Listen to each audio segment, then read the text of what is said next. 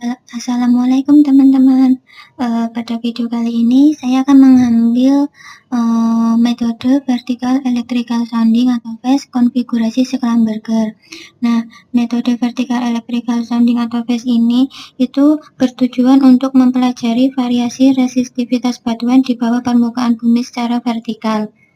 Pada metode ini, pengukuran pada suatu titik sounding dilakukan dengan jalan mengubah-ubah elektroda.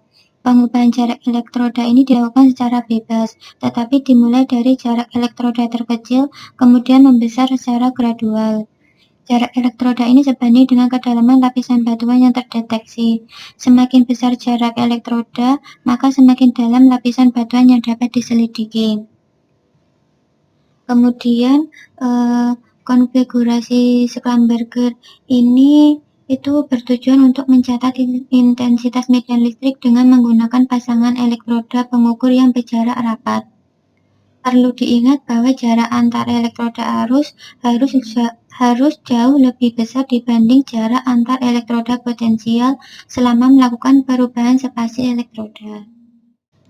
Untuk pengolahan data metode VES konfigurasi Schlumberger, saya mengambil data yang bersumber dari skripsi yang berjudul Identifikasi Sebaran Aliran Air Bawah Tanah atau Groundwater dengan metode vertical electrical sounding VES konfigurasi Schlumberger di wilayah Cepu, Blora, Jawa Tengah, yang ditulis oleh Romanda Kusuma Nur Febriana dari Departemen Fisika, Fakultas Matematika dan Ilmu Pengetahuan Alam, Institut Teknologi 10 November. Ini adalah data dari skripsi yang akan kita olah dengan metode VES konfigurasi Schlumberger. Di sini saya akan mengambil 5 lintasan, yaitu lintasan P1, lintasan P2, lintasan P3, lintasan P4, dan lintasan P5. Selanjutnya data dari skripsi tadi kita copy pastekan di Excel agar lebih mudah. Tiap sheet itu satu lintasan, misalnya sheet pertama itu untuk lintasan P1, sheet kedua itu untuk lintasan P2, sheet ketiga itu untuk lintasan P3, sheet keempat itu untuk lintasan P4, dan sheet 5 itu untuk lintasan P5. Nah, di sini data yang tersedia itu ada AB per 2. AB ini merupakan jarak elektroda arus. Jadi AB per 2 itu jarak elektroda arus dibagi 2. MN ini merupakan jarak elektroda potensial. Jadi MN per 2 itu jarak elektroda potensial dibagi 2. K ini merupakan faktor geometri. I merupakan arus dengan satuan meter ampere. V itu merupakan volt, itu tegangan dengan satuan meter volt, dan Rho dengan satuan Rho meter, dan yang terakhir Rho apparent. R apparent ini merupakan tahanan jenis semu hasil pengukuran yang ada di lapangan. Langkah awal untuk mengolah data metode VES konfigurasi Schlumberger, kita membuka aplikasi IP2Win, dan ini merupakan tampilan awal dari aplikasi IP2Win. Langkah pertama yaitu kita akan mengolah data di lintasan P1. Caranya yang pertama kita klik file, kemudian new phase point. Kemudian di sini kan ada AB per 2, MN, SP, V, I, K, dan Rho A. Kita akan mengopi data tadi ke dalam tabel ini. Kita buka di lintasan 1, kita blok, kemudian kita copy, kita pastekan di sini. Nah, kemudian selanjutnya nilai yang akan dimasukkan yaitu ini Rho A, Rho apparent, tahanan jenis semu. Klik, kita blok, kemudian kita klik copy, kemudian kita pastekan di sini. Nah, ini adalah muncul hasil kurva pengukuran kita. Ini yang sumbu X ini merupakan spasinya dan atau AB per 2, terus yang ini apparent resistivity-nya, nilai resistivity-nya. Kemudian kita klik OK. Selanjutnya kita simpan dengan nama L1. Kemudian klik save. Nah, ini merupakan hasil kurva pengukuran yang kita didapatkan. Coba kita lihat berapa hasil fitting. Nah, dari sini kita dapat dilihat bahwa kita mempunyai error sebesar 149%. Garis yang hitam ini merupakan resistivitas hasil pengukuran di lapangan. Kemudian ini adalah kurva hasil fittingnya. Kemudian yang biru ini merupakan forward modeling lapisan yang ada di bawah permukaan. Kemudian ini digunakan agar bisa membuat kurva fitting ini berimpit dengan kurva hasil pengukuran. Nah, selanjutnya kita akan membuat errornya ini menjadi lebih kecil. Caranya dengan klik ini. Nah, kemudian kita sesuaikan ini hasil pengukuran kita yang ada di lapangan agar sesuai dengan kurva fittingnya.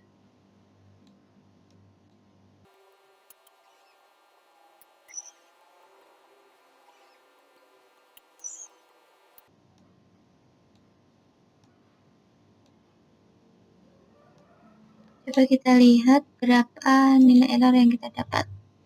Wah, ternyata masih besar. Kita akan membuat errornya ini menjadi kurang dari 10%.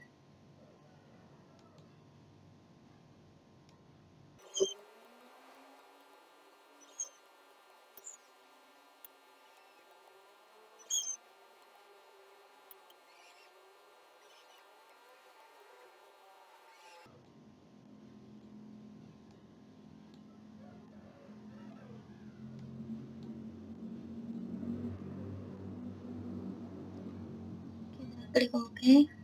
Kita dapatkan 32, dan ternyata masih besar ya.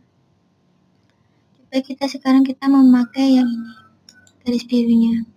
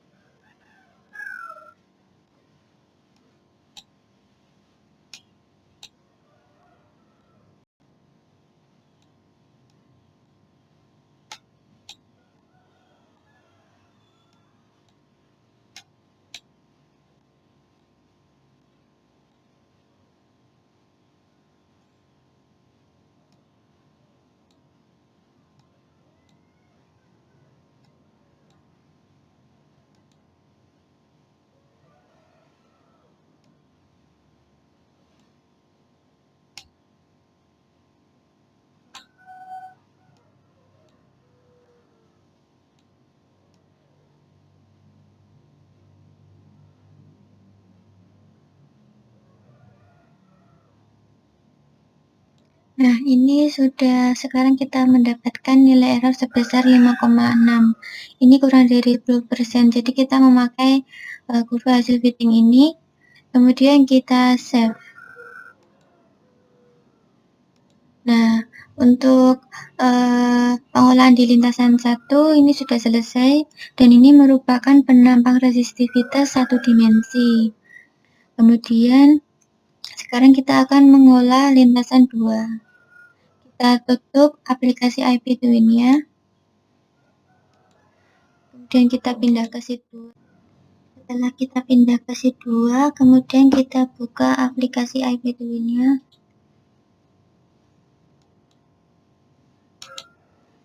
Kemudian kita pilih file, kemudian new flashpoint. Kita masukkan nilai AP per 2-nya. AP per 2. Klik kanan, copy, kemudian kita paste di sini.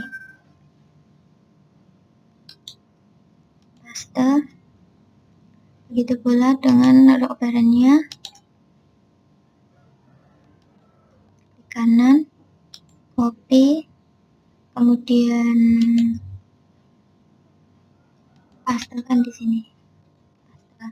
Nah, kita udah dapat titik-titik pengukuran di lintasan P2 atau P2. Dengan ini adalah spacing, ini apparent resistivity-nya. Kemudian kita klik OK. Kita kasih nama lintasan 2. Kemudian klik save.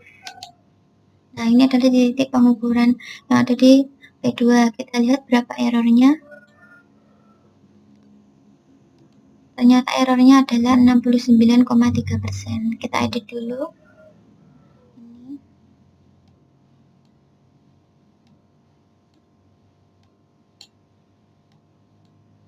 Agar errornya lebih kecil.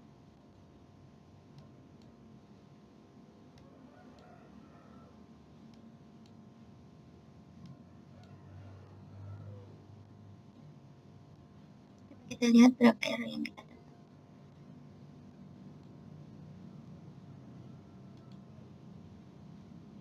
Wah, masih ternyata besar sekali errornya. Kita lihat berapa. Oh, ternyata 4,49%. Coba kita kecilkan ya. Kalau bisa sih kita kecilkan.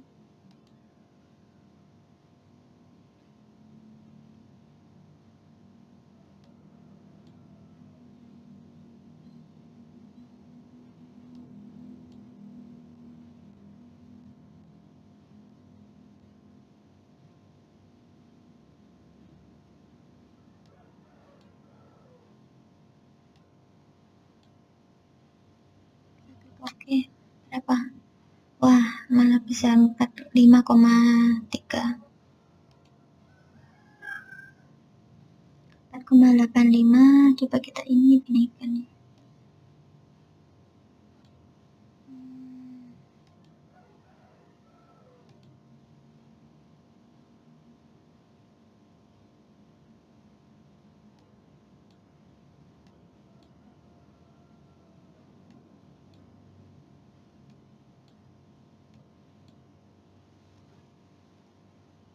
Oke.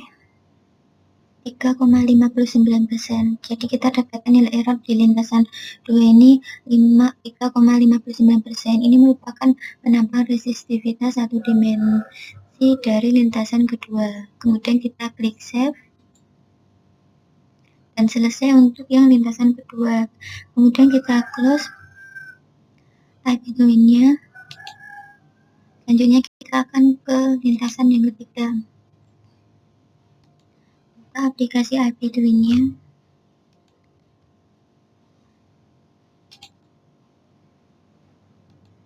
Sama seperti tadi, pilih file, new flashpoint, kita kopikan.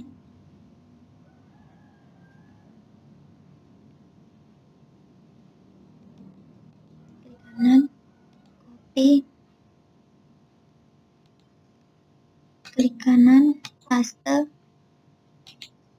Operannya juga kita blok dulu.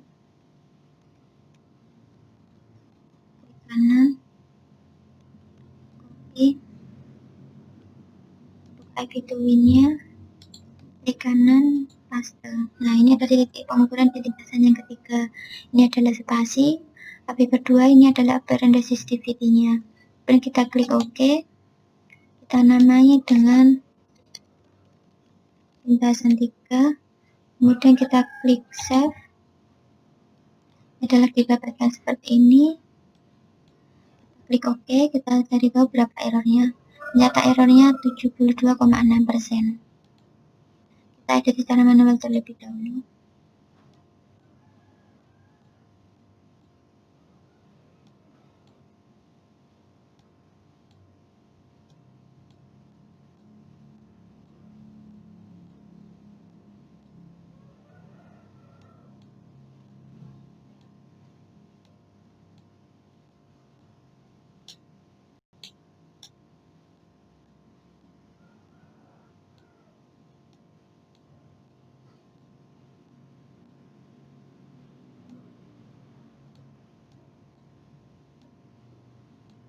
Kita lihat berapa errornya.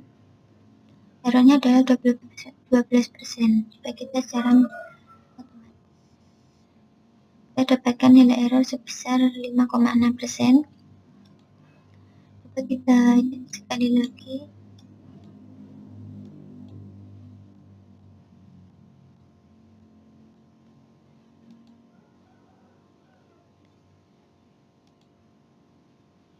Lima koma 2%.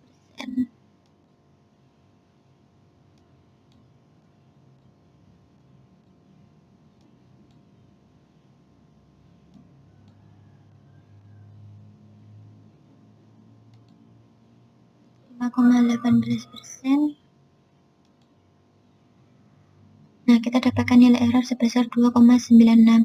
Ini merupakan penampang resistivitas satu dimensi dari lintasan ke-3. Kemudian kita klik save.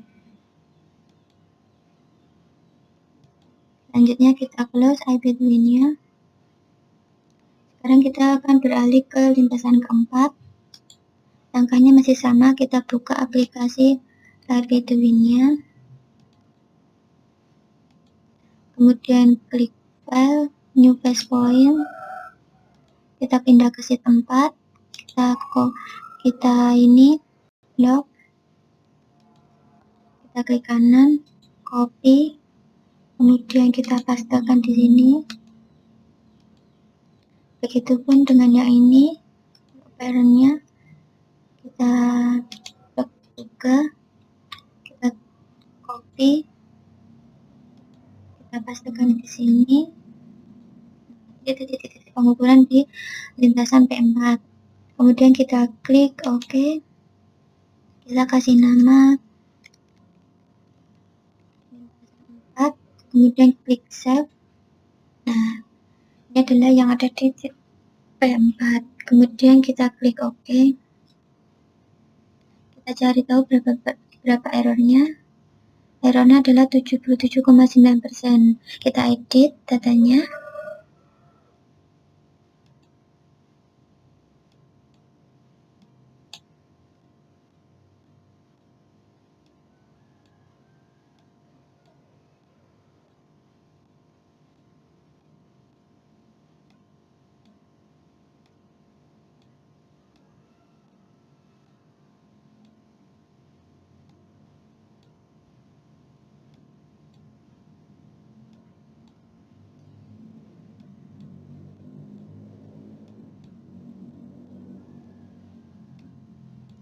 Klik OK.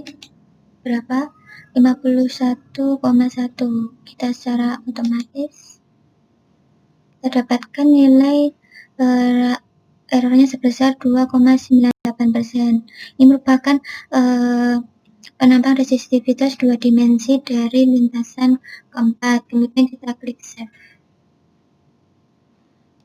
Selanjutnya kita close IP twin-nya. Dan sekarang kita beralih ke sheet 5. Caranya masih sama, kita buka aplikasi IP twin-nya. Kita pilih file, new base point. Kita kopas yang ada di sheet 5 ini, yang ada datanya. kanan, copy, kemudian kita pastekan di sini, klik kanan, paste, yang row operan juga, klik kanan, diblok dulu, klik kanan, copy, operan, paste. Nah, ini ada titik-titik pengukuran yang ada di lintasan 5. Kemudian kita klik OK. Setelah itu kita klik OK. Kita ganti namanya lintasan 5. Kemudian kita klik save.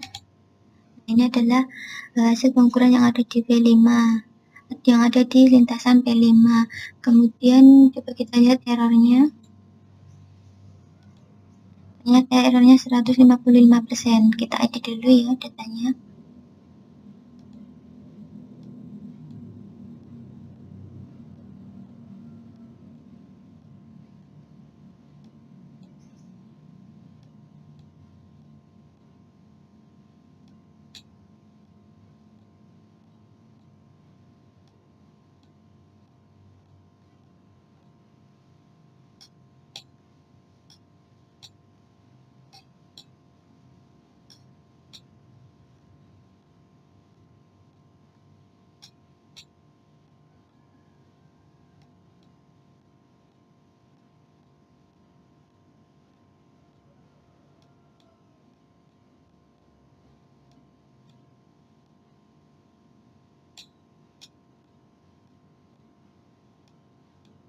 Kita lihat,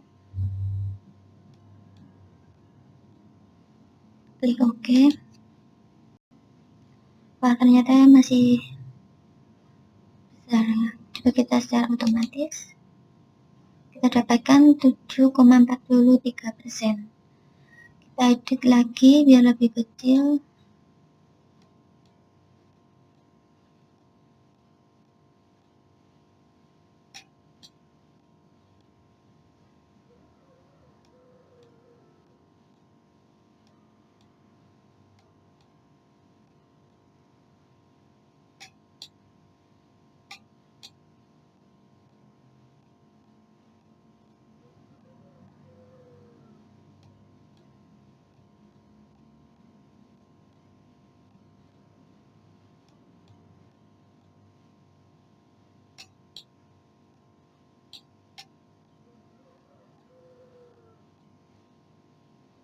Kita klik OK. Masih 7,03%. Nah, kita dapatkan nilai error sebesar 1,89%. Kemudian kita klik save. Nah, ini merupakan penampang resistivitas satu dimensi untuk lintasan P5 atau titik P5. Kemudian kita klik save.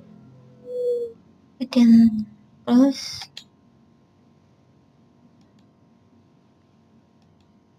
Nah, setelah itu kita akan membuat penampang resistivitas 2 dimensi dari lintasan 1 sampai lintasan 5. Kemudian kita buka aplikasi iPadWin-nya. Kemudian kita klik file, open, lintasan 1, open. Nah, dari lintasan 1 ini kita dapat melihat jenis batuan menggunakan penampang resistivitas satu dimensi dengan melihat tabel ini. Jika menurut materi yang sudah diajarkan, nilai resistivitas batuan antara 1 sampai 10 ohm itu merupakan jenis air tanah. Kemudian yang di sini yang jenis air tanah itu yang ada di lapisan 2. Kemudian antara 11 sampai 20 ohm itu merupakan jenis batuannya lempung lanau. Di sini yang lempung lanau itu yaitu lapisan 1 dan lapisan 3. Kemudian nilai resistivitas 21 sampai 25 itu merupakan jenis batuan batu lempung. Di sini tidak ada batu lempung. Kemudian yang nilai resistivitas antara 30 sampai 500 itu merupakan batu pasir. Jadi diperkirakan yang ada di dalam batu pasir ini kemungkinannya lapisan 4 ini. Kemudian sekarang kita akan membuat penampang resistivitas 2 dimensi. Caranya setelah kita membuka file lintasan 1, kita klik file, kemudian add file, kemudian lintasan 2, open. Nah, kita kasih nama penampang 12, kemudian kita klik save. Kita kasih nama penampang resistivitas 2D lintasan 1-2. Kemudian karena kita menggunakan konfigurasi Scramburger, jadi ini kita pilih Scramburger, ini juga Scramburger. Kita ganti nama, saya menggantinya dengan P1. Yang ini saya ganti nama dengan P2. Ini terserah teman-teman mau kasih nama apa. Kemudian ini merupakan titik pertama kan 0, terus titik kedua itu jarak antara P1 ke P2. Kita lihat dari sumber skripsinya. Di sini itu sejajar dengan P1 dengan jarak 315,98 meter. Saya bulatkan menjadi 316 meter. Saya tulis di sini 316. Kemudian kita klik OK. Nah, ini merupakan penampang resistivitas 2 dimensi antara P1 dan P2. Sekarang kita tambahkan lagi P3-nya. File, add file, kemudian lintasan 3, open, penampang 1, 2, 3, save, nama, penampang 1, 2, 3, penampang resistivitas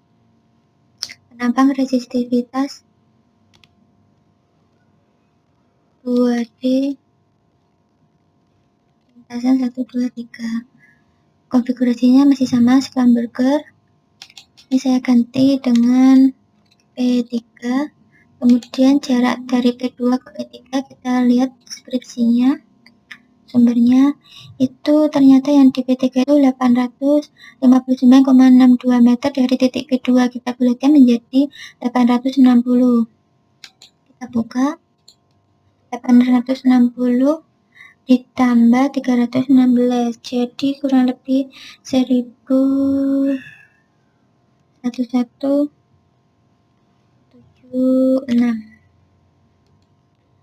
Kita klik OK. Nah, ini didapatkan, ini P1, ini di P2, P3. Kemudian kita tambahkan lagi file, add file, lintasan 4, open, penampang 1, 2, 3, 4, save, ganti nama dengan 4.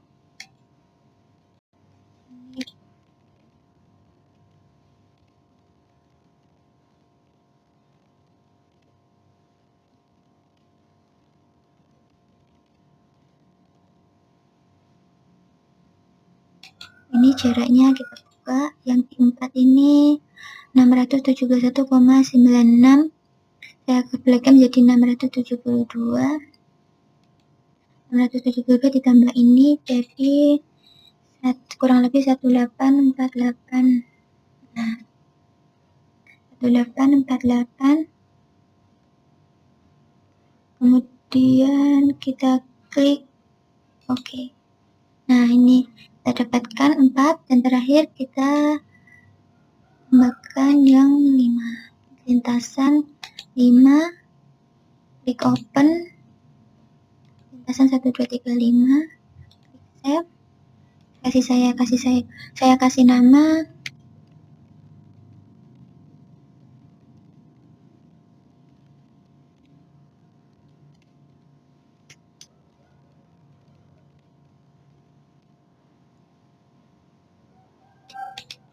Saya ganti jadi P5. Kemudian kita lihat jaraknya 211,42 meter dari titik P4. Kita buka 211,64 tadi kita beratkan jadi 211, jadi 211 ditambah ini, jadi kurang lebih hasilnya 2009. Kemudian ini masih sama, spam burger, mari kita klik OK. Nah, sudah jadi teman-teman, ini merupakan penampang resistivitas 2 dimensi dari penampang 1 sampai P5. Nah, dari sini yang di bawah ini merupakan penampang resistivitas 1 dimensi dari P1 sampai P5. Kemudian yang di atas ini merupakan penampang resistivitas 2 dimensi dari P1 sampai P5. Ini P1, ini P2, ini P3, ini P4, ini P5. Nah, di sini yang dimaksud pseudo cross section ini merupakan resistivitas semu hasil pengukuran di lapangan, rho A tadi. Kemudian yang ini merupakan nilai resistivitasnya, penampang resistivitasnya. Kita dapat melihat nilai tahanan jenis semu hasil pengukuran lapangan dengan menggunakan skala warna ini. Begitu pula dengan yang di bawah, yang nilai resistivitasnya. Jadi warna dari hitam ke merah ini menunjukkan nilai semakin rendah semakin ke tinggi. Begitu pula dengan yang pseudo cross section, dari bawah ke atas ini menunjukkan nilai yang semakin tinggi. Di lintasan P5 itu nilai pseudo cross sectionnya itu antara biru hingga hijau, jadi antara kurang lebih 4 sampai sini 6,5an. Kemudian yang di P3 sama di P4 ini kebanyakan rata-rata yaitu antara 2,5 sampai 4. Kemudian yang di P ini itu antara hijau sampai merah.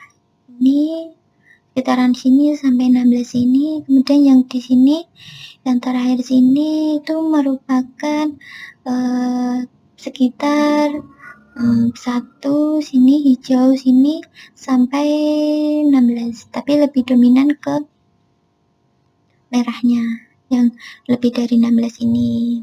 Kalau di sini itu nilainya bervariasi. Kalau di resistivity cross section ini melihatnya jauh lebih mudah dengan kita melihat, soalnya ada sekat-sekatnya. Yang P5 itu warnanya hijau sama biru muda, berarti sekitar 3. Kemudian yang di 4 ini rata-rata warna hijau, jadi kurang lebih antara 3 sampai 10. Kemudian yang di sini yang di ketiga ini antara biru muda dengan hijau toska, sekitar sini juga. Kemudian yang di P2 ini warna orange, didominasi oleh warna orange, jadi kurang lebih hasilnya di sini sekitar 30. Dan yang P1 dan yang P1 ini kan didominasi oleh warna merah, jadi nilainya lebih dari 30. Dan di sini ada sedikit warna kuning, itu sekitar 10 ohmmeter. Jadi ini satuannya sama, yaitu ohmmeter, ini ohmmeter. Nah, di sini kita dapat melihat meskipun dengan penampang resistivitas 2 dimensi maupun penampang resistivitas 1 dimensi, kita dapat melihat nilai resistivitas batuan, sehingga kita dapat tahu jenis batuan api yang ada di dalam tanah tersebut. Nah, untuk teman-teman, jika ingin menggunakan ini untuk di laporan atau skripsi, kalian bisa klik ini, file, kemudian klik export. Kemudian jika ingin dijadikan foto, kita klik PNG. Nah, di sini ada cross window. Cross window itu nanti yang di foto itu ada gambar ini sama ini. Kemudian yang curve window itu hanya penampang 1 dimensinya saja. tabel window. Ini tabel windownya, tabelnya dari penampang satu dimensi. Pseudo cross sectionnya saja dengan ini skala-skalanya, atau yang pseudo section hanya warnanya saja, atau hanya yang ini color warnanya, skala warnanya. Kalau yang di cross section ini gambar ini nilai CCBC-nya dengan ini, dengan skala-skalanya, dengan frame-nya. Kemudian kalau yang ini tidak ada frame-nya, cuman ini saja. Dan ini skala warna untuk resistivity cross section-nya. Kemudian saya ingin memilih ini. Kemudian saya ingin memilih section window, kemudian saya klik save. Saya simpan dengan nama penampang resistitivitas 2D lintasan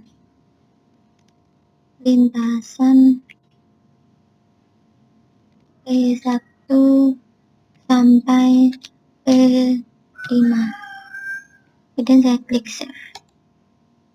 Nah, setelah itu coba kita buka hasilnya di Arduino.